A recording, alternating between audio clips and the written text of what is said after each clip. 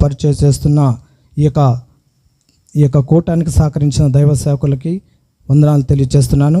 నా సాక్ష్యం ఏంటంటే, నేను చిన్న వయసులోనే 10th ఆ ప్రాంతం చదువుతున్నప్పుడు చెడు వ్యసనాలకు బానిసనై, అంటే మా తండ్రి గారు మమ్మల్ని చిన్నప్పుడే వదిలేసాడు. పోషణ నిమిత్తము తినటానికి ఏమి ఉండేది కాదు. సమృద్ధి అనేది మాట మాకు తెలియదు. పని చేస్తే తినేవాళ్ళము. అలాంటి స్థితిలో మేము బ్రతుకుతున్నాము. దేవుడంటే మాకు తెలియదు. మా తల్లిగారికి దేవుడు తెలుసు. ఆమె అనుదినము ప్రార్థన చేస్తూ ఉండేది. ఆ తల్లిగారు రోజు ఉదయాన్నే 5 గంటలకు లేచి ప్రార్థన చేస్తూ ఉండేది. నేనేమో ఈ పోరేను నాకు పడలేకుండా నాకు నిద్ర లేదని నేను అనుకుంటూ ఉండేది. అయితే తల్లిగారు ప్రార్థన, మా అత్తగారు కూడా ప్రార్థన వల్ల, దైవ సేవకులు మా తాతయ్య గారి ప్రార్థన వల్ల మేము 10th ఇంటర్మీడియట్ చదువుతున్న సమయంలో కొద్దిగా చర్చికి వెళ్ళటం అలవాటు అయింది. తర్వాత డిగ్రీ ఆ ప్రాంతంలో చదువుతున్నప్పుడు ఇంకా ఎక్కువ సినిమాలు చూడటం, ఫ్రెండ్స్తో జల్సా చేయటం, క్రికెట్లు ఆడటం, మందిరాలను ఎగ్గొట్టేవాళ్ళం. అయితే నాకు ఒక ఆలోచన కలిగేది. నా కుటుంబంలో అందరూ, అంటే దేవుని తెలియని వాళ్ళందరూ రక్షణలోకి వచ్చారు. నేనేంది ఇలా నా ఇష్టానుసారంగా నేను తిరుగుతున్నాను, నాకేం అర్థం కాకుండేది. అసలు ఏం చేయాలని, ఏది చదువుతున్నా కూడా నాకు అర్థమయ్యేది కాదు. చదువుతున్నాను, పాస్ అవుతున్నాను, ఏదో పాస్ మార్కులతో బయటపడుతూ ఉన్నాను. అయితే డిగ్రీ, పీజీ అన్నీ అయిపోయాయి. అయితే ఏమీ ప్రయోజనం లేదు. మా తల్లిగారు ప్రార్థన, కన్నీరు కారుస్తూనే ఉంది. మా అత్తమ్మగారు, సేవకులందరూ ప్రార్థన చేస్తున్నారు. అయితే నా అంతరాత్మ నాకే ఒక ప్రేరేపణ కలిగింది. ఇదిగో ఇంకెళ్ళి నువ్వు బాప్టిజం తీసుకోమని. అయితే బాప్టిజం అంటే కష్టమే కదా అని నేను ఒక ఆలోచన కలిగాను. అయినా ఒక మనసులో ప్రేరేపణ కలిగి తల్లిగారికి ఎవరికి చెప్పలా. ఆ రోజు డిసెంబర్ 31 గుంటూరులో గోరెంట్లలో అక్కడికి వెళ్ళి ఎవరికి చెప్పకుండానే బాప్టిజం తీసుకొని ఇంటికి వచ్చాను. అయితే ఆ బాప్టిజం తీసుకున్న సందర్భం ఇంట్లో వాళ్ళకి అందరూ తెలియజేసినప్పుడు చాలా సంతోషపరిచారు, దేవుని నామాన్ని మహిమపరిచారు. అదేవిధంగా చదువుతున్నాను, ఉద్యోగం లేదు, ఏమి లేదు, తిరుగుతూ ఉన్నాను. అయితే దేవుని యొక్క ఆలోచన, హైదరాబాద్ వెళ్ళి అక్కడ ఏదో చిన్న వ్యాపారం అన్న చేద్దామని అక్కడికి వెళ్ళాను. అయితే ఆ వ్యాపారం చేస్తున్నా కానీ ఆ వ్యాపారంలో ఏం ఫలితం లేదు. మరలా అక్కడే ఎన్నో ఇబ్బందులు గురయ్యాను. మరలా తల్లిగారు కన్నీటి ప్రార్థన వల్ల ఈ ప్రాంతంలో ఒక 5,000 ఉద్యోగం ఉన్నా నా కళ్ళ ముందు నా కొడుకుంటారు కదా అని ఒక ఆశతోటి కన్నీళ్ళు విడిచి ఎంతగానో దేవుని సన్నిధిలో మొరపెట్టింది. దేవుడు ఆ మొర ఆలకించి ఒక పొన్నలూరు ప్రాంతంలోనే చిన్న ఉద్యోగం దేవుడు అనుగ్రహించాడు. ఆ విధంగా నేను కొనసాగించబడుతున్నప్పుడు ఆ ఉద్యోగం రాగానే మళ్ళీ ఇంకేం కావాలి, ఉద్యోగం అయిపోగానే మ్యారేజ్ చేయాలి. నాకు వచ్చే ఉద్యోగం 8,000. అయితే నాకు 4 నెలల్లో మ్యారేజ్ పెట్టాడు. 2 లక్షలు ఖర్చు అవుతుంది. ఇదేంది, నాకేం అర్థం కావలేదు. మనకు ఒక సిద్ధాంతం ఉంది. ఏంది, మనం కట్నాలు ఆశించే వాళ్ళం కాదు. అయితే 4 నెలల్లో మ్యారేజ్ పెట్టారు. 2 లక్షలు డబ్బులు కావాలి. దానికి మా అత్తమ్మ కూడా సాక్ష్యం.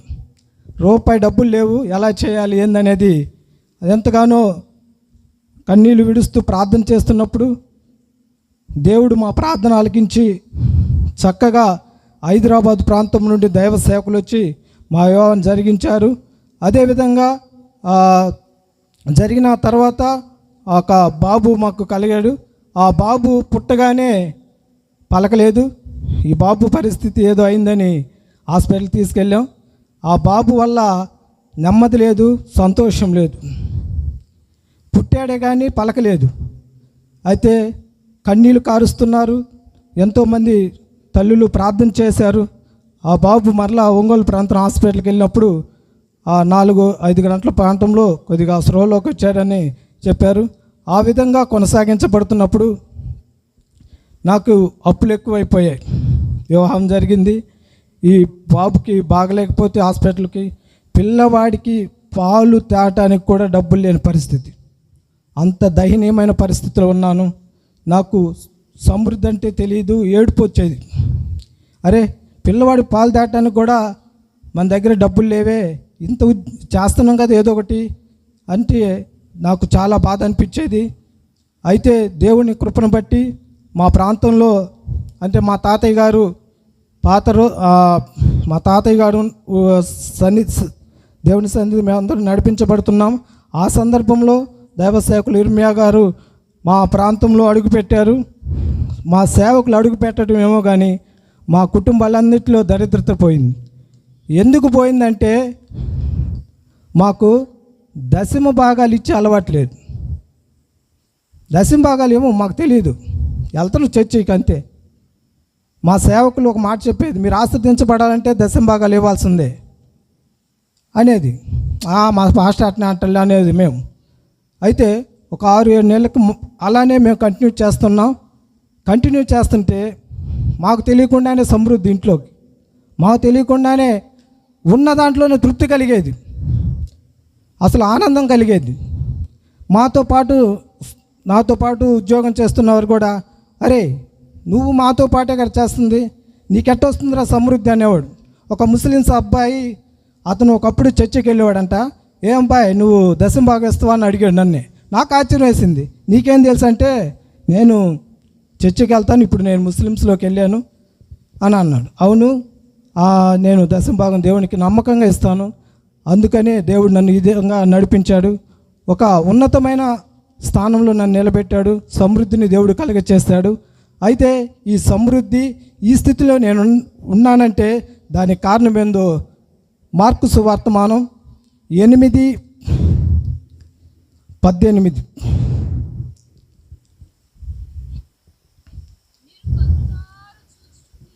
మీరు కనులారా చూచుండి చెవులుండి వినరా. ఓకే చాలమ్మా. అయితే ఈ ఆశీర్వాదం ఎలా కలుగుతుందంటే కనులారా చూసాము, చెవులారా విన్నాము. ఆనాడు జక్కయ్య దేవుణ్ణి కనులారా చూడటానికి వెళ్ళాడు, చూసినప్పుడు యేసు ప్రభు పిలిచాడు, విన్నప్పుడు అతని జీవితంలో ఒక మార్పు కలిగింది. ఆ విధంగానే ప్రియమైన దేవుని బిడ్డలారా, జక్కయ్య ఏ విధంగా దేవుని చూడటానికి వెళ్ళాడో మేము కూడా దేవుని సన్నిధికి దేవుని ఆరాధించడానికి వెళ్ళాము.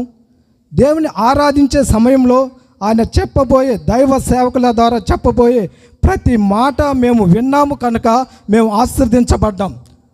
హల్లెలూయా, హల్లెలూయా. ప్రియమైన దేవుని బిడ్డలారా, ఈ ప్రాంతంలో ఈ యొక్క సువార్త కూడిక మీరు ఆశీర్వదించబడాలని, మీరు దీవించబడాలని ఈ యొక్క సువార్త కూడికలు జరుగుతున్నాయి. కాబట్టి దేవుణ్ణి చూడాలి, దేవుణ్ణి వెదకండి. వెదికిన మీరు ఆయన మాటలు గ్రహించినట్లయితే దేవుడు మిమ్మల్ని ఆశీర్వదిస్తాడని ప్రభు తేటగా తెలియచేస్తున్నాడు. కాబట్టి ప్రియమైన దేవుని బిడ్డలారా, ఈ ప్రాంతంలో ఈ శబ్దాన్ని వింటున్న ప్రతి ఒక్కరూ ఏ సమస్యలతో, ఏ బాధలతో, ఏ యొక్క ఇబ్బందులతో గురి అవుతున్నారో ప్రతి ఒక్కరూ మీ కొరకే ఈ ప్రాంతాలు ఈ సువార్త కూడికను ఏర్పాటు చేయబడింది కనుక మీరందరూ ఆలకించి ఆయన యొద్దకు మీరు వచ్చినట్లయితే మీ సమస్యలు ఏవై ఉన్నాయో అవన్నీ దేవుడు తొలగిస్తాడు. కనుక మీరందరూ దేవుని సన్నిధికి వచ్చి దేవుని ఆరాధించవలసిందిగా ప్రభు పేరట తెలియజేయటం అనేది. హల్లెలూయా.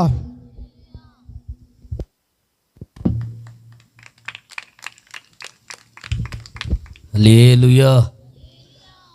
మరి సహోదరుడు సొలొమోన్ రాజన్న ఒక మంచి సాక్ష్యాన్ని వారి జీవితంలో వారు అనుభవించిన